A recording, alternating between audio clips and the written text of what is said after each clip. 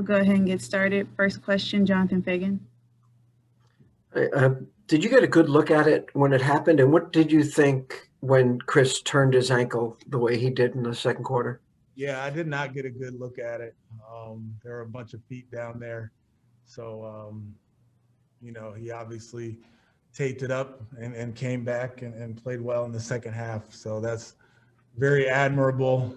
And we'll see how it kind of feels and looks tomorrow. He was limping a little bit when he first came out for the start of the second half. Was that just tight tape, or was he really hurting at that time? Probably a little bit of both. But he wanted to stay in the game. Thank you. Adam Spolin. Stephen, did anything happen with PJ? He had a strain, something or other, abdominal muscle or something. So I don't even know if it was a strain. It just was some discomfort. So that was that. And these last two games, you've had stretches with all three, with Vic, Eric, and Christian on the floor. Is that kind of unavoidable right now? And how do you manufacture offense with those three out of the game? Yeah, it's very hard. It's very hard to manufacture offense. I think that's just the way that we're kind of set up right now. And, we try to stagger them as much as possible, but there are lineups that we have with, limited ball handling and limited scoring. And that's just the nature of where we are without John and without House. Kelly Iko. Coach, speaking of without John and Daniel, is it kind of hard to get a sense of your rotations, knowing that you have two starters coming back potentially next week? Yeah, I mean, we got to do what we can to win each game, and we're dealing with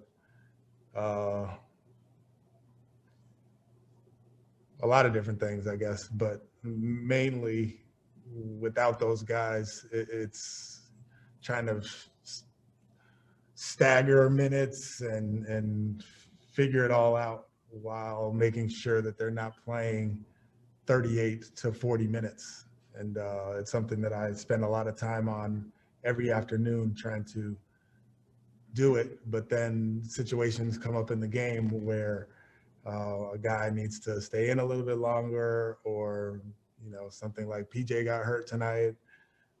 So you just kind of have to make it work until everybody's back, and then I'll be able to have a much better set rotation, because the guys play at their best when they know when they're coming in and out of the games.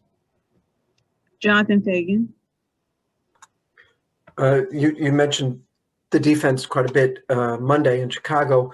Suns' starting lineup offensively is a real beast at all times, but are there things that you felt through the game should have been able to been taken away more than they were? I just thought we didn't really have the attention to what it takes, again, to get off to a better start. I mean, we gave up 63 points in the first half, and then we gave up 46 in the second half, just because it wasn't really much that we did as far as changing scheme and that sort of thing. It's a together, try hard, living or working through adversity type thing.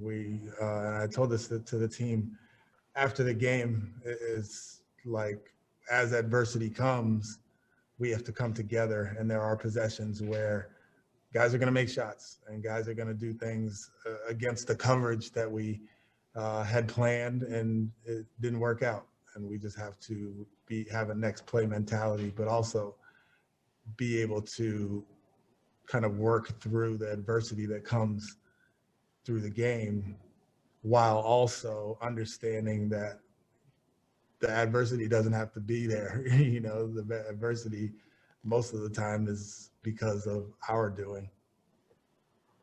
Thank you, Coach.